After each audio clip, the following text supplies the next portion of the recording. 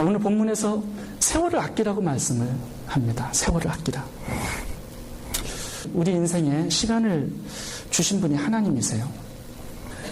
우리가 시간을, 세월을 사용함에 있어서 그 시간의 주인이 누구신가를 아는 것 굉장히 중요합니다. 우리가 하나님의 시간을 임대받아서 사용하는 임대자들이에요. 우리 것이 아니죠. 그래서 하나님의 뜻대로, 하나님께서 원하시는 대로 사용해야 하는 의무와 책임이 우리들에게 주어져 있습니다. 오늘 본문에서 헬라어로 세월이라는 단어가 카이로스입니다. 이 세월이라는 단어는 점이라는 단어예요. 하나님께서 우리들에게 점 같은 짧은 한정된 시간을 이 지상에서 우리들에게 주셨다는 겁니다.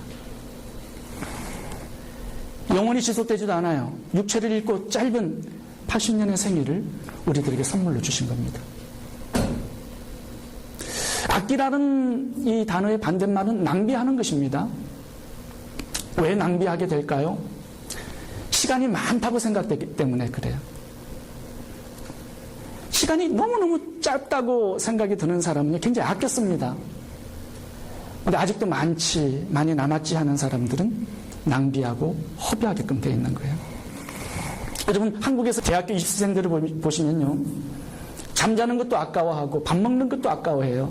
밥 먹으면서도 책을 봅니다. 시간이 너무나 아깝기 때문에. 입시 시험을 봐야 되는 시간이면은 당구장, 영화관 그런 거 갈 시간 상상도 못 합니다. 지하철 타면서도 책을 봐요. 너무나 시간이 아깝기 때문에 그런 것입니다.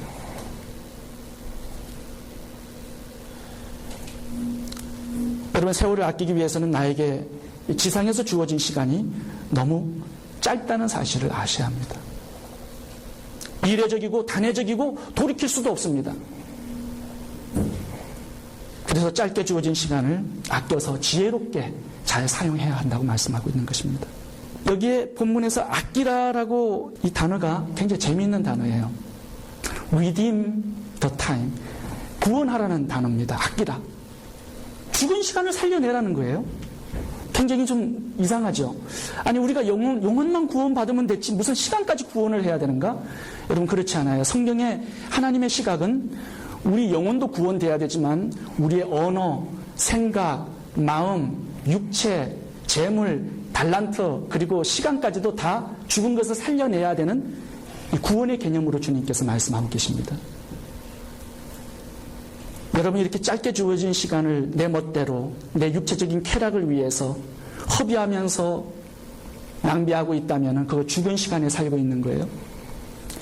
이웃을 위해서, 하나님의 영광을 위해서, 하나님의 사명을 감당하기 위해서 그 시간들을 쓰잖아요. 그 살아있는 구원받은 시간들입니다.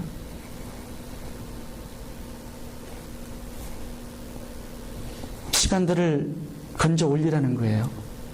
없어질 시간을 영원으로, 나의 상급으로 건져 올리라는 겁니다. 의미 있고 가치 있는 시간으로. 오늘 본문에서 지혜롭게 시간을 사용하라 이렇게 말씀합니다. 어떻게 우리들에게 짧게 주어진 시간을 지혜롭게, 의미 있고 가치 있게 잘 활용할 수 있을까요? 오늘 본문에서 세 가지로 살펴보겠습니다. 첫 번째는 악에 빠지지 않아야 한다 말씀합니다. 악을 멀리해야 한다. 여러분, 세월을 아끼라고 말씀하면서 두 가지 경고가 따라 나옵니다. 첫 번째 경고 보겠습니다. 16절입니다. 세월을 아끼라, 때가 악하니라. 여러분, 때가 악하다라는 것은 이제 종말이 가까웠다라는 의미도 됩니다. 기회가 없어요. 그리고 때가 악하다라는 이 말은요, 사단이 우리들의 시간을 헛되게 빼앗기 위해서 여러 곳에 지도를 놓아놨어요. 걸려들기를 바라면서.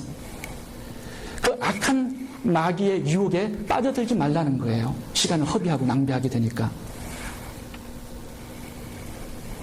여러분, 세월을 아끼려고 하면은, 지혜롭게 사용하려고 하면은 마귀가 쳐놓은 이 덫에 걸려들지 말아야 합니다.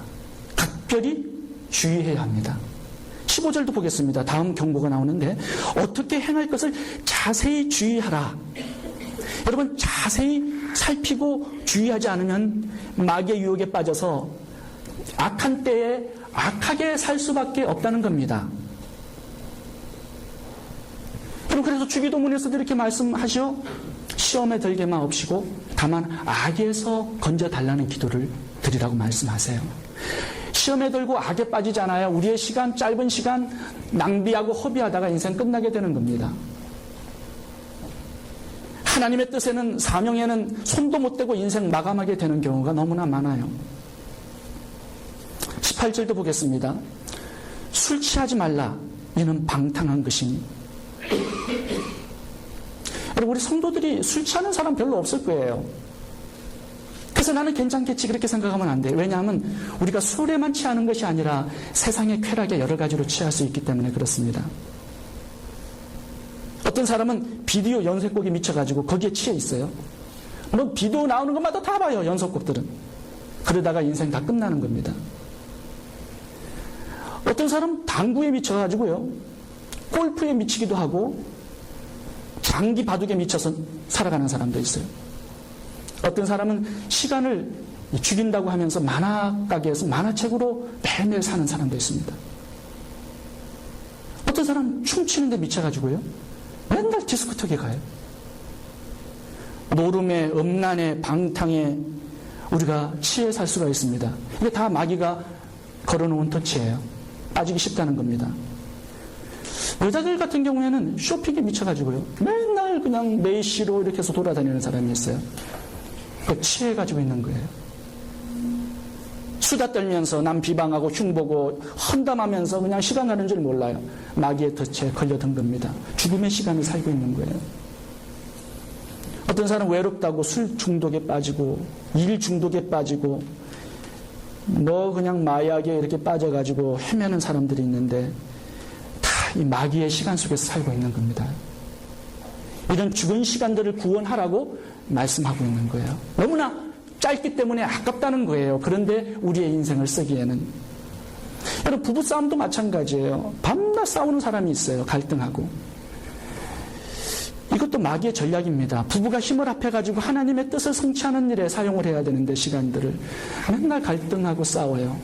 그러다 보면 잃어버린 세월 5년, 잃어버린 세월 30년이 나오는 거예요. 그러다가 인생 끝나는 거예요. 제가 어떤 분에게 이런 얘기를 들었습니다. 갈등 3번 하면 인생 끝난다고. 집에서는 부부 갈등, 직장에서는 상사, 부장과의 갈등, 교회에서는 목사와의 갈등. 3가지 갈등하면 끝난다는 거예요. 여러분, 갈등하면 무슨 문제가 생기냐면 그때만 문제가 생기는 게 아니에요. 집에 오면 그 사람, 그 원수를 늘 묵상하고 다녀요. 잠자면서도 그 원수하고 같이 자요. 내일 또 일어나면 그 원수가 또 묵상에 또 올라요. 그러다 보면 인생이, 시간이 완전히 에너지가 소모되고 탕진되는 거예요. 시어머니와의 15년 갈등으로 살아가는 사람도 있어요. 15년을 잃어버리는 겁니다. 여러분, 지혜 있는 자의 삶에는 회개와 용서가 있어요. 용서해야 세월을 허비하지 않습니다. 사울왕 봐보세요. 다윗왕 미워가지고 쫓아다니더니 결국은 인생 자기가 먼저 죽고 끝장나지 않습니까? 요셉은 용서했더니, 형들 보디발이 아내 용서했더니 애국 국무총리까지 돼요. 용서하고 방탕을 끊고 깨끗하게 거룩하게 살지 않으면 마귀의 시간 속에서 세월을 탕진하고 허비하면서 살게 되는 겁니다. 제가 여러분들에게 세월을 허비하는 특효약을 하나 가르쳐 드릴게요. 그것은요, 음란하게 사는 거예요. 이 음행은요, 여러분 내 세월만 갉아먹는 게 아니에요. 내 가정만 파괴하는 게 아니에요. 음란하게 같이 생활하고 있는 그 여자, 그 남자, 그 가정도 파괴하고 그 자녀들까지 다 죽이는 겁니다. 삼중으로 망하게 하는 것이 음란이에요. 여러분, 마귀는요, 그 시간만을 낭비시키려고 우리들에게 달라드는 게 아니에요. 그 후반부의 시간까지 다 잡아먹기 위해서 달라드는 겁니다.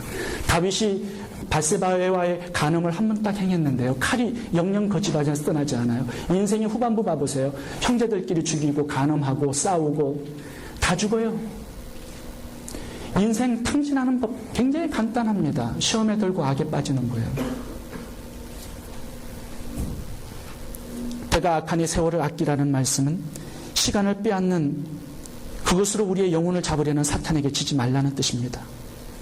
여러분, 세월을 아껴서 잘 활용하기 위해서는 악에 빠지지 않아야 합니다. 두 번째, 주님께서 본문에서 이렇게 말씀합니다. 하나님의 뜻에 우선순위를 두라. 우리 17절을 함께 보도록 하겠습니다. 그러므로 어리석은 자가 되지 말고 오직 주의 뜻이 무엇인가 이해하라. 어리석은 자가 되지 않기 위해서는 주의 뜻이 무엇인가를 알아야 된다, 이렇게 말씀합니다. 여러분, 여기에서 오직이라는 단어가 되게 중요해요. 오직. 다른 방법으로 세월을 지혜롭게 살 수 없다는 겁니다. 다른 방법으로 가치 있고 의미 있고 시간을 구원시킬 수 없다는 거예요. 오직 뭐예요? 하나님의 뜻 안에 우리의 지혜로운 시간 사용 관리가 들어있다는 겁니다. 이걸 알아야 된다는 거예요. 그 뜻을 행할 때에만 우리의 세월은 짧지만 충분히 의미 있고 가치 있는 시간들이 될 수 있다고 말씀하는 겁니다.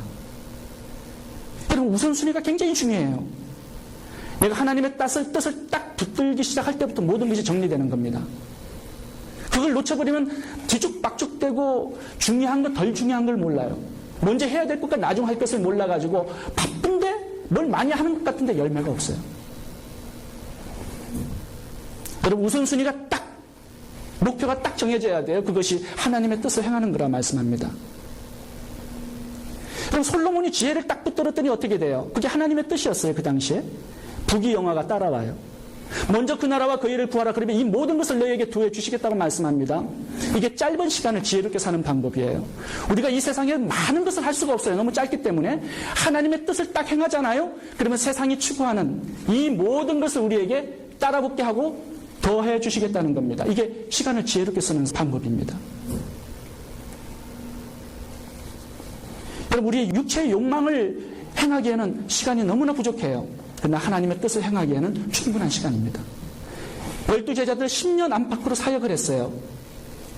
세계를 복음화시켰어요. 예수님은 3년의 공생애를 딱 사셨는데 인류를 구원했어요. 하나님은 하나님의 뜻을 행하는 그 시간들을 붙들어서 계속 사용하고 계세요. 그래서 하나님의 뜻을 행하는 것이 얼마나 중요한가 오늘 본문에서 말씀하고 있는 겁니다. 여러분, 예수님의 우선순위를 봐보세요. 예수님은 맨 먼저 일어나셔가지고 새벽 미명에 기도하러 나가세요. 새벽 기도가 그분의 우선순위였어요. 그 다음에 뭐래요? 새벽 기도 끝난 다음에 전도하러 나가세요. 창기, 세리, 병든 자, 귀신 들린 자 도와주러 나가신다고요. 그분은 하나님 사랑과 이웃 사랑이 잘 조화가 되어 있습니다. 마태복음 25장을 보셔도 하나님이 무엇을 원하시는가 분명하게 우리들에게 보여주셨습니다. 심판대에 벌어질 일들을 보여주세요. 줄인 자, 벗은 자, 병든 자, 목마른 자, 나그네 너희들 도와줬냐는 거예요. 너희들의 시간을 어디에다가 사용해야 되는가를 하나님의 뜻으로 분명하게 보여주셨습니다. 거시 나사로의 집 주인은 맨날 호화 파티하면서 자기를 위해서 시간을 써요. 이웃을 위해서 한 시간도 사용하지를 못했습니다. 결국 심판을 받고 죽음으로 들어가죠.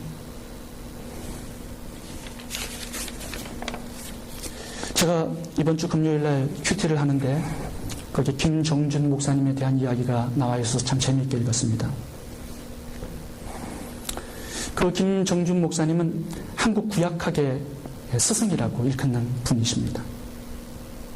목사 안수를 받고 난 다음에 3년 후에 폐병을 얻었는데 6기 말기예요.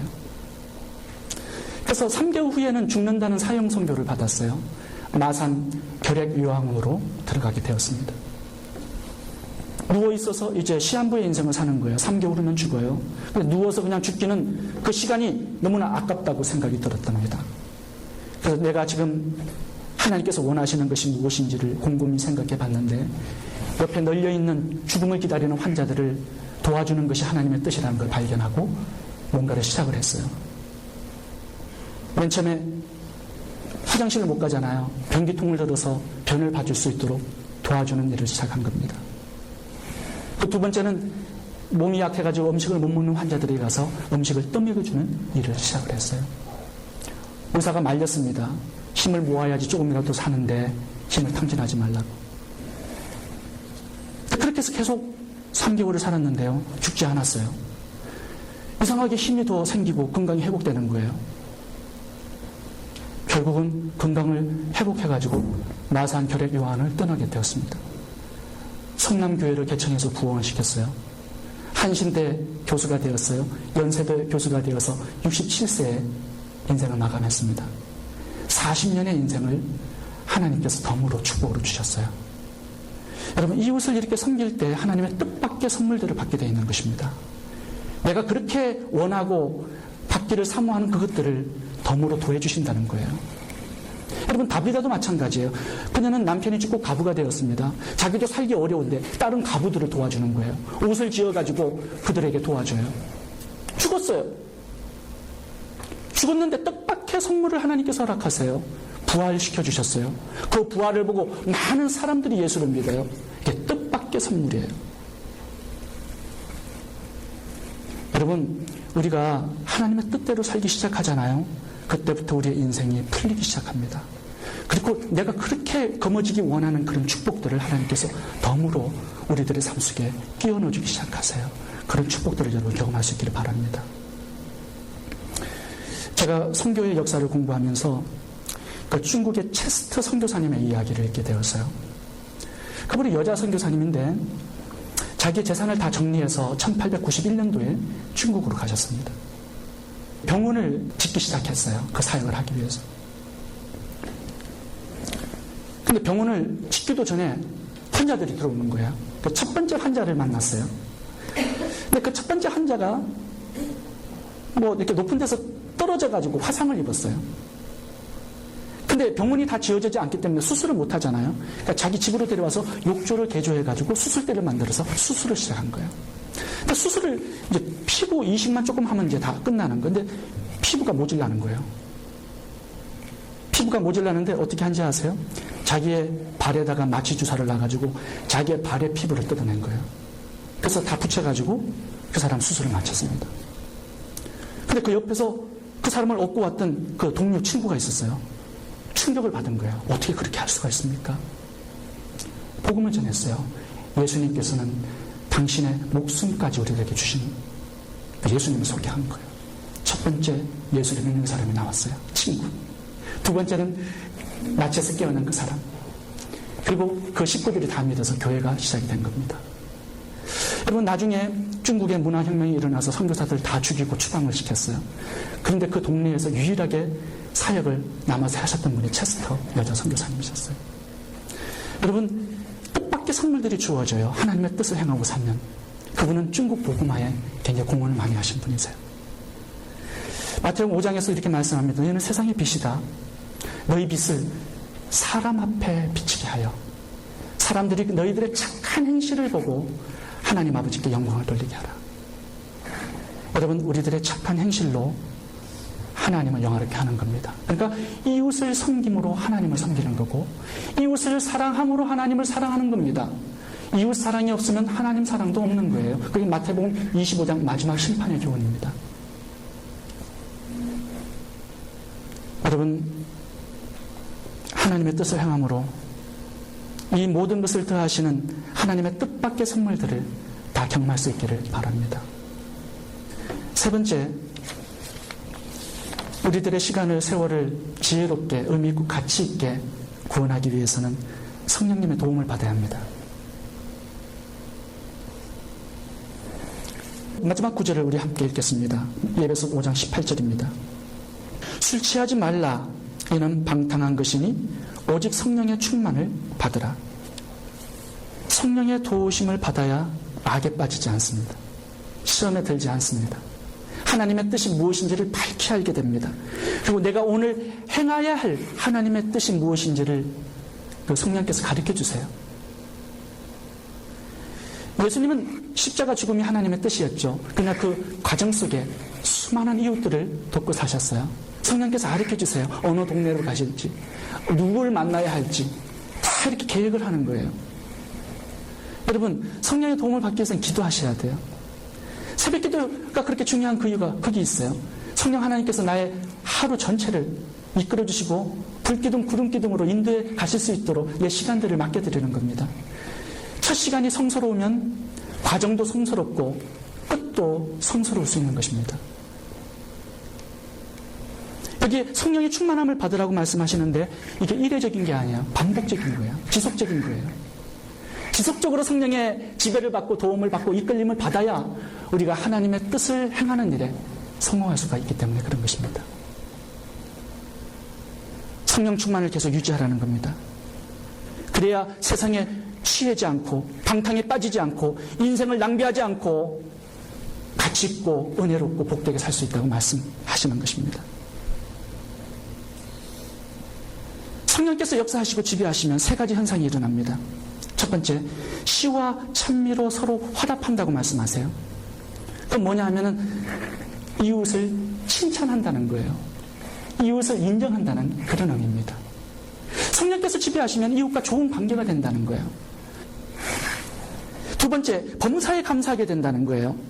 왜냐하면 모든 것을 합력하여 선을 이루실 것을 믿기 때문에.